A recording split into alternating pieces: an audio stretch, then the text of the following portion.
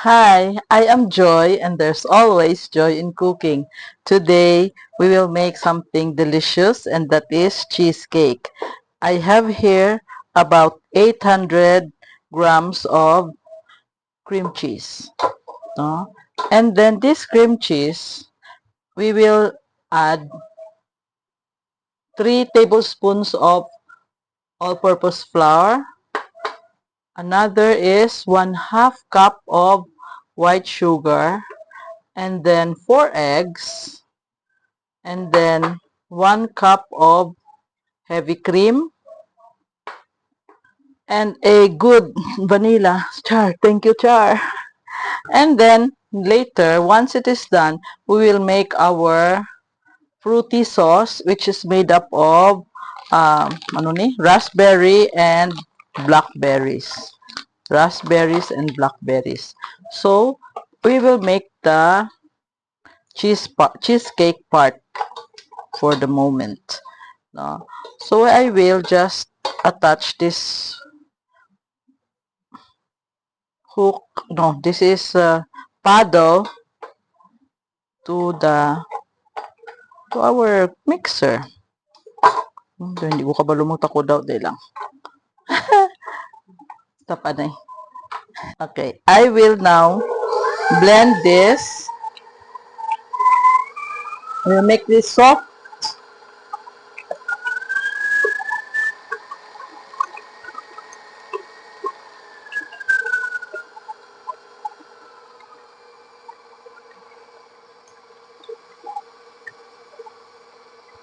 Once the texture of this comes to this point, no, we are now ready to add our eggs. One egg at a time. One egg at a time.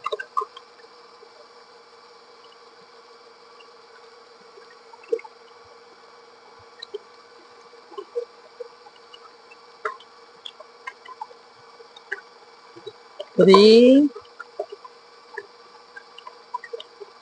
four.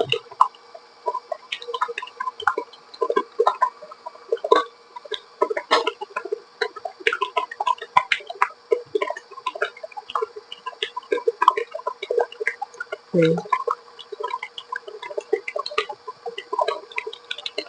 Itaon.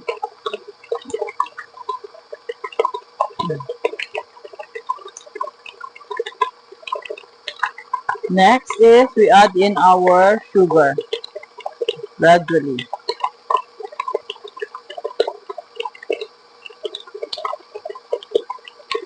This is 1/2 cup sugar.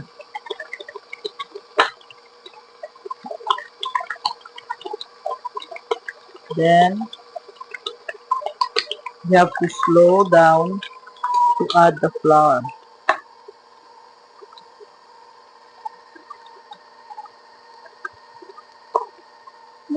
Powder.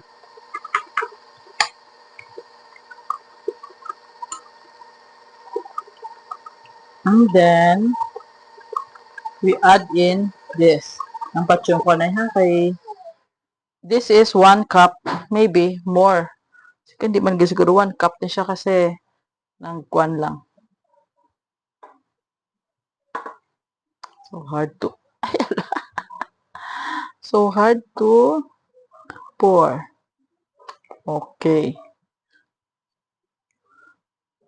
I am using Nestle all-purpose cream. Okay, dali lang.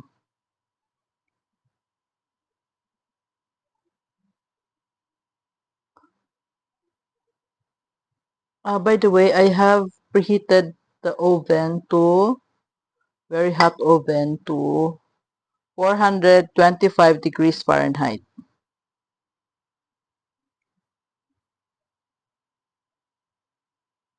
Oh, I forgot to scrape the sides. Now is my time to scrape the sides. Ay, we will scrape anay ha.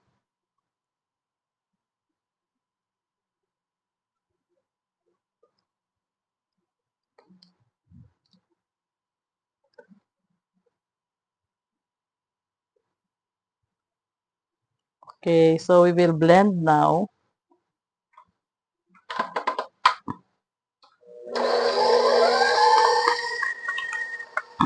And then you'll add 1 tablespoon of this vanilla. Nami ko nuni. No, it's not opened yet.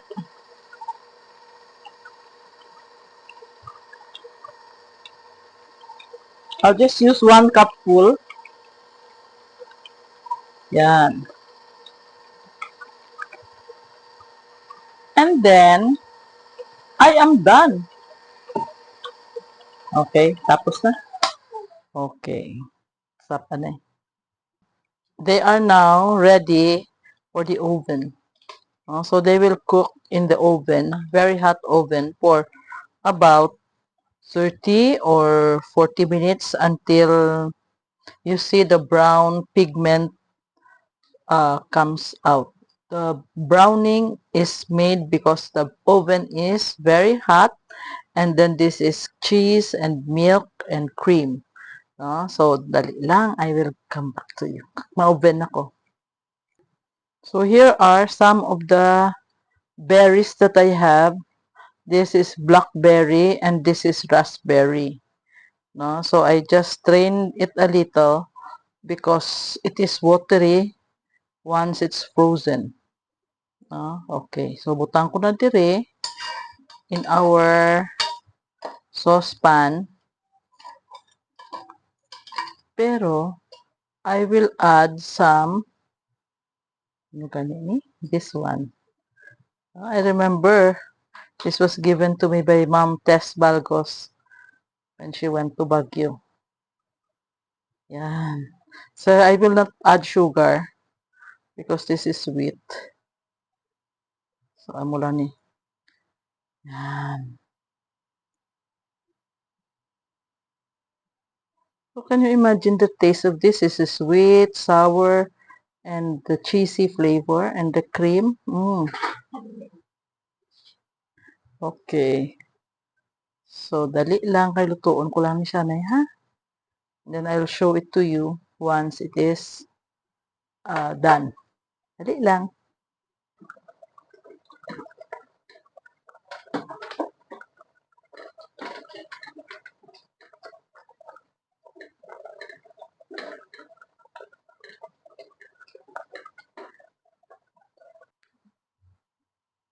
So, look here.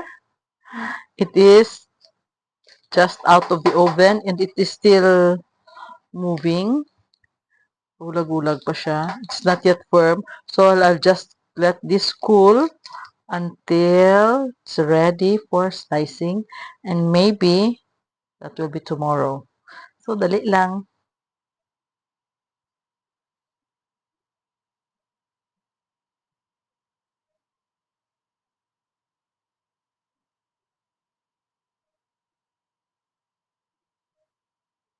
Here is the fruity sauce that I made last time. Look at that. So fruity. So blackberry and raspberry. So here are the 2 cheesecakes that I made. Parang tao na ching! And then this one. So, we will now garnish. Lang. Remove. Ay, ala, nanugon. May pilit sa nagpilit. And then we will unlock. Unlock. Here. And then we'll put it in our plate. Do we have to remove? Waon lang, ano? Look at that. Look at that.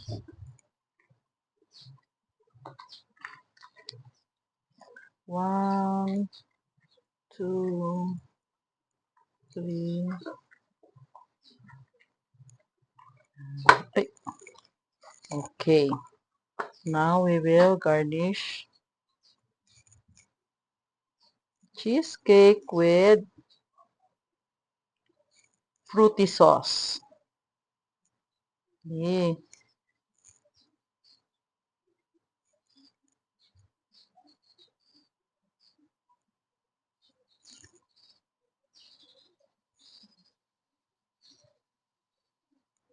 Yan.